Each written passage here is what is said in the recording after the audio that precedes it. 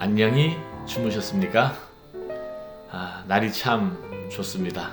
오늘도 좋은 또 복된 날을 주신 하나님을 찬양합니다. 오늘 하나님 말씀 우리가 묵상할 텐데 출애굽기 14장 1절에서 4절 말씀 우리 함께 말씀 듣고 묵상하도록 하겠습니다. 제 14장.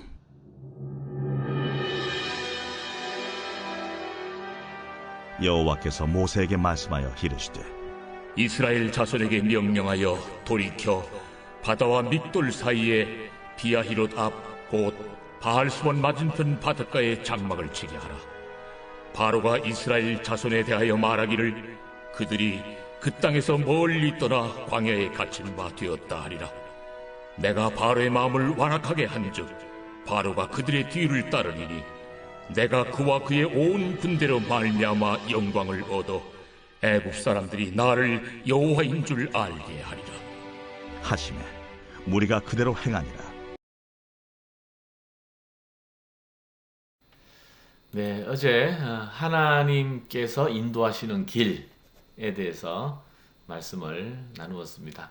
우리는 인생을 정말 직진으로 쉽고 편하게 가기를 원하지만 하나님은 꼭 그렇게 우리를 인도하지 않는다고 말씀드렸죠.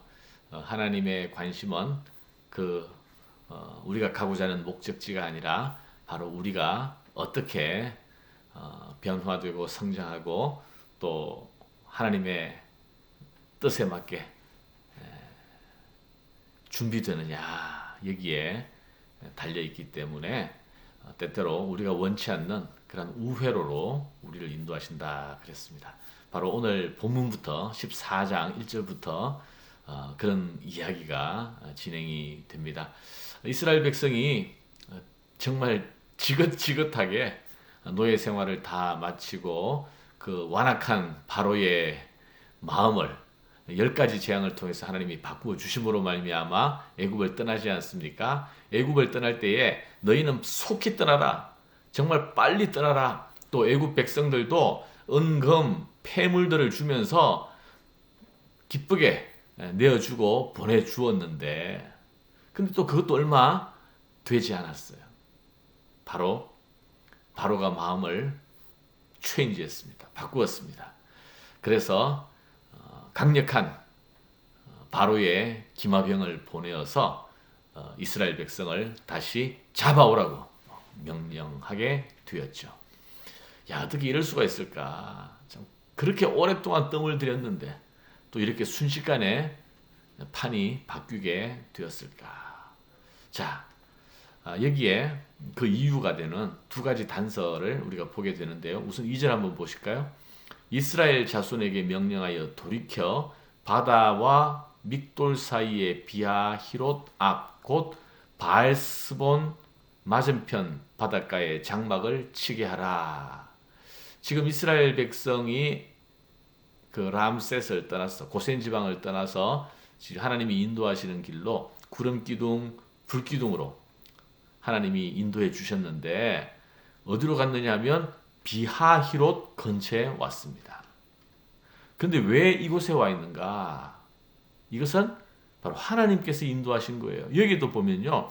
이스라엘 자손에게 명령하여 하나님께서 명령하신 거거든요. 이스라엘 자손에게 명령하여 돌이켜 바다와 믹돌 사이의 비하히롯 근처라. 그러니까 꼼짝달싹 할 수 없는 이 사지로 몰아넣으신 분은 모세도 아니고 이스라엘 백성들이 알아서 간 것도 아니고 하나님이 그렇게 하신 거예요. 또 4절 보세요. 내가 바로의 마음을 완악하게 한즉 바로가 그들의 뒤를 따르리니 그랬습니다. 하나님께서 바로의 마음을 완악하게 하셨다고 하셨어요.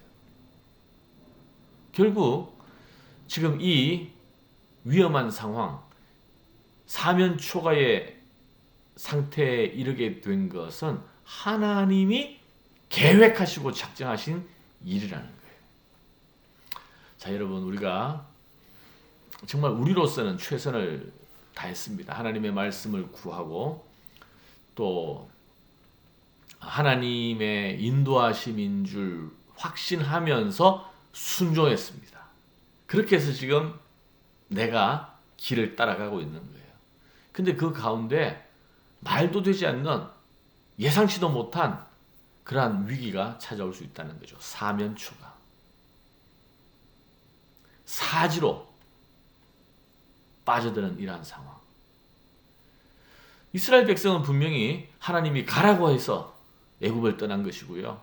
또 구름 기둥과 불 기둥을 따라 지금 가고 있고 또 하나님이 돌이켜 이곳으로 가라고 해서 이곳에 갔지만 그러나 홍해 앞에 이르게 되었습니다. 앞에서는 홍해이고 또 뒤에서는 바로의 강력한 군대가 지금 자기들을 추격해 오고 있었습니다. 상식적으로 생각하면 어제 우리 하나님이 인도하시는 길 거기에 나온 대로 상식적으로 생각하면요. 정말 이러한 위험을 미리 알았다면 신속하게 고센에서 가나안 땅으로 지중해 해안도로를 따라간다면 일주일이면 갈 수 있는 길이었습니다. 꼭 시내산을 경유해야 한다면 모세와 약속을 따라 시내산을 경유해야 한다면 홍해를 미리 건널 필요 없이 바로 육지로 해안도로를 따라갔다가 시내산이 있는 곳으로 남하하면 되는 일이에요. 그런데 그렇게 하지 아니하고 애굽 지역을 따라서 내려가서 홍해를 건너야 하는. 그래서 앞에는 홍해, 뒤에는 애굽의 군대. 이러한 사지로 하나님이 인도하신 이유가 무엇이었을까? 우리가 인생의 길에서 정말 이러한 홍해와 맞닥뜨린 일들을 경험하게 될 때 참 당황스럽습니다. 내가 참 원해서 온 길도 아닌데 내 나름대로는 하나님 앞에 순종하면서 온 길인데 왜 이런 일이 찾아오는 것일까? 그럴 때 우리는 어떻게 답을 찾을 수 있을까요? 자, 오늘 4절을 한번 보시죠. 4절. 내가 바로의 마음을 완악하게 한즉 하나님께서 말씀하시는 거예요. 바로가 그들의 뒤를 따르리니 내가 그와 그의 온 군대로 말미암아 영광을 얻어 애굽 사람들이 나를 여호와인 줄 알게 하리라 하시매 무리가 그대로 행하니라. 자, 여기 하나님의 목적이 있다는 거죠. 어떤 목적입니까? 하나님의 영광을 위해서.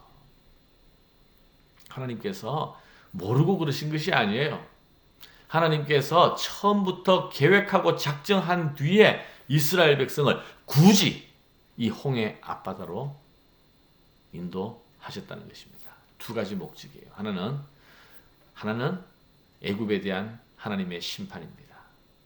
바로가 자랑하는 최정예 기병 부대, 그것을 하나님께서 친히 심판하심으로 말미암아 결국 홍해에 수장되잖아요.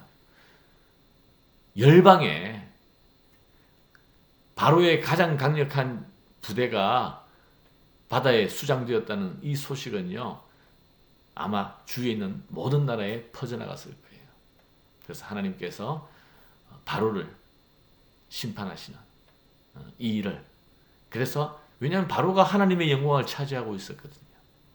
그래서 오직 하나님께 영광을 가져오시기 위하여 바로를 심판하시는 일입니다. 또 하나는 이스라엘 백성의 새 출발을 돕는 일입니다. 지금 이스라엘 백성은 몸은 애굽을 떠났습니다. 430년 동안 애굽에 매여 있었습니다.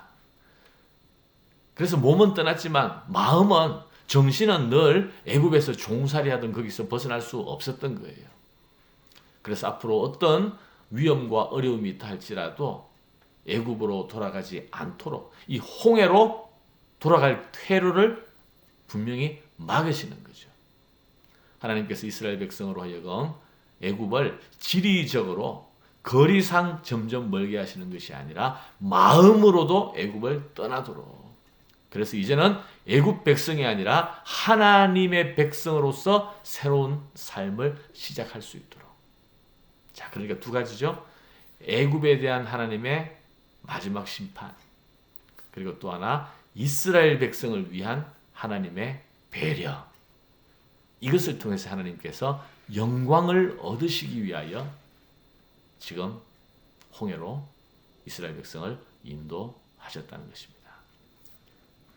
여러분, 우리가 살다 보면 정말 우리로서는 믿음의 길이라고 생각하고 순종하는 마음으로 하나님의 인도하심을 따라가지만, 그러나 그 가운데서도 예상치 못한 어려움이나 위기를 맞을 수가 있습니다. 혹시 요즘 그런 상황 가운데 있는 분은 계시지 않습니까? 그러나 그때 우리가 기억해야 할 것은, 우리가 하나님의 인도하심 가운데 있기만 한다면, 비록 내 눈에는 앞에는 홍해가 넘실되고 있고 뒤에는 애굽의 군대가 따라온다 할지라도, 우리 눈에는 위태롭게 보인다 할지라도, 하나님 앞에서는 그것은 위기가 아니라 오히려 하나님께서 영광을 받으시기 위한 과정이라는 사실을 우리가 기억해야 합니다.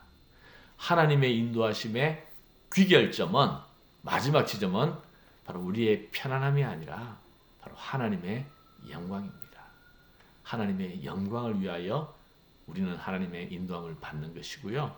우리의 삶의 목적, 오늘 하루를 살아야 하는 이유도 하나님 영광을 위하여 가고 있다는 사실을 여러분 기억하시기를 바랍니다.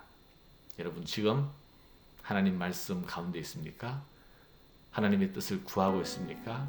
또 그 말씀에 순종하고 있습니까? 그렇다면 걱정하지 마십시오. 하나님께서 우리를 끝까지 인도하실 것이고, 하나님께서 우리를 통해서 영광 받아 주실 줄 믿습니다. 자, 오늘도 여러분 화이팅 하면서 믿음의 길을 가시기를 축복합니다. 기도하겠습니다.